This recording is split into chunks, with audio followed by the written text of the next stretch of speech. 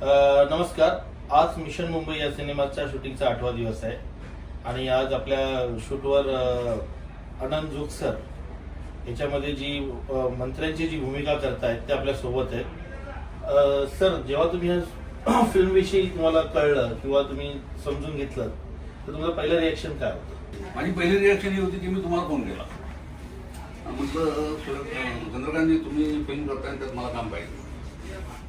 मी म्हटलं हा काय प्रश्न झाला का, माझी फिल्म तुम्ही काम करणार नाही कसं होईल, ही माझी पहिली रिएक्शन. आता डिस्ट्रीब्युशन आणि आनंद जोग सर यांचं एक वेगळंच आपलं एक नातं तयार झालेलं आहे. त्यामुळे आमच्या प्रत्येक सिनेमात जोग साहेब असतील ही शाश्वती मी आताच कॅमेऱ्यासमोरच देतो. थँक्यू.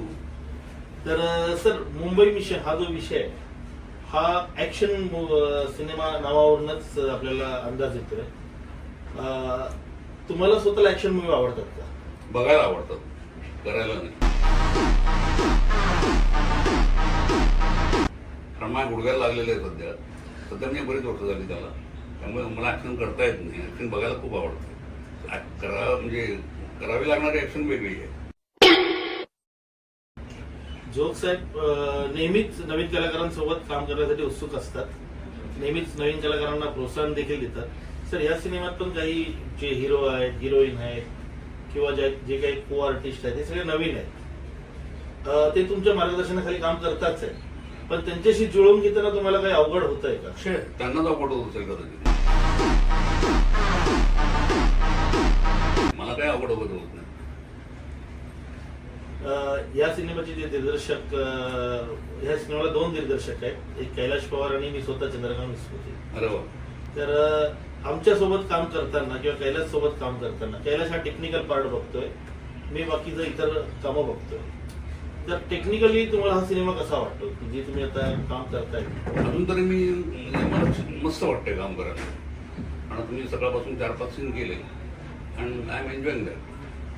मराठीत ऍक्शन लोकांना पचवता येईल का? हा, ती प्रॉपर शूट झाली असेल तर नक्कीच पचवता येईल का नाही. आणि या सिनेमाची वन लाईन स्टोरी जी आहे की 2006ला जे बॉम्ब ब्लास्ट झाले त्यात 300 किलो RDX आलं होतं, त्यापैकी 100 किलो वापरलं गेलं आणि जे 200 किलो आहे त्याची शोध मोहीम हा संपूर्ण सिनेमा आहे. हो. तर या सिनेमाच्या मुख्य विलन म्हणून तुम्हीच आहात त्याच्यामध्ये. तर ही भूमिका करताना तुम्हाला असं फील झालं का की जे खरंच शोध मोहीम आहे ती खरंच शोध मोहीम सारखी चालली आहे किंवा कथानक तशी झालेली आहे किंवा डायलॉग्स तसे झालेले आहेत? कथानक तसं झालेलं आहे, डायलॉगही तसं झालेलं आहे, त्यामुळे ते करताना जास्त उत्साह वाटतो, आनंद वाटतो. 8व्या दिवशी आपलं जे शूट चालू आहे आणि त्याने शिरीष राणे जे प्रतिष्ठित डायरेक्टर आहेत पण या सिनेमात ते ऍक्टर म्हणून काम करतायत. शिरीषजी, तुम्ही डेफिनेटली माझे परम मित्र आहात, त्यामुळे काही प्रश्नच नाही. आणि एक डायरेक्टर जेव्हा ऍक्टरचं काम करतो तर काय फील करतो? मुळात मी ऍक्टिंग करायला झालेली होती, कोणी ऍक्टिंग देत नाही म्हणून मी डायरेक्टर झालेलो आहे. जोगापाठ. पण प्रत्येक डायरेक्टर मध्ये एक ऍक्टर लपलेला असतो आणि जर चांगल्या युनिटमध्ये चांगल्या लोकांमध्ये काम करायला संधी मिळाली तर नक्कीच आनंद होतो. आणि सगळ्यात महत्वाचं म्हणजे जेव्हा मला कळलं की हा रोल जोग साहेबांबरोबर करायचा आहे तर जसं ऍक्शन रिॲक्शनला जी मजा येते तर त्यामुळे मी म्हटलं आपण करूया. आणि खरंच आम्ही आता रिहर्सल केली दोघांनी, तर तेही त्यांचे काही इनपुट्स त्यांनी जे काही दिले ते खरंच म्हणजे नवीन अभिनेता म्हणून मी नवीन आहे तर मला कसं सांभाळून घ्यायचं ते त्यांना बरोबर माहिती आहे आणि ते अगदी तसंच करतंय. आता दिग्दर्शक म्हणून याने मला 2दा यापूर्वी सांभाळून घेतलेलं आहे, एका सिरियलमध्ये आणि एका पिक्चरमध्ये. त्यामुळे सांभाळून घ्यायची सवय त्याला जास्त आहे माझ्यापेक्षा. राणे साहेब, आता तुम्ही जेव्हा इकडे ऍज अ ऍक्टर म्हणून मिशन मुंबईमध्ये काम करताय तर मिशन मुंबईचं जे कथानक आहे किंवा मिशन मुंबईचा जो कन्सेप्ट आहे हा जेव्हा तुम्ही व्हिज्युअलाइज केला तर तुम्हाला या सिनेमाविषयी 2 शब्द काय बोलायचे वाटते? मग आपण प्रत्येक दिग्दर्शक म्हणतो किंवा प्रत्येक लेखक म्हणतो की माझा सिनेमा हटके आहे, पण हा खऱ्या अर्थाने हटके सिनेमा आहे.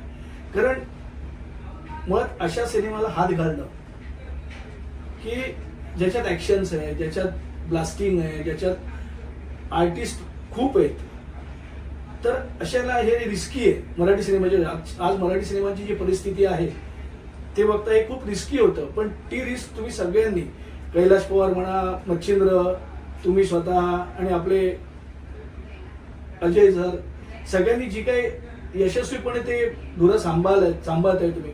खरंच हा सिनेमा मराठी सिनेमाच्या क्षेत्रात, मराठी सिनेमाच्या इतिहासात एक आपली वेगळी निर्माण करेल. ह्याला किती हिट होईल, फ्लॉप होईल हे सगळं प्रेक्षकांच्या हातात आहे, पण एक आपला वेगळा ठसा नक्कीच हा सिनेमा उमटवेल. सर, तुम्ही या सिनेमात काम करतायत त्याबद्दल खूप खूप मी आकार डिस्ट्रीब्युशन तर्फे आणि रविकांत फिल्म तर्फे आपला खूप आभारी आहे. थँक्यू. आणि तुमचं 100% आम्हाला मिळेलच. थँक्यू. वेलकम.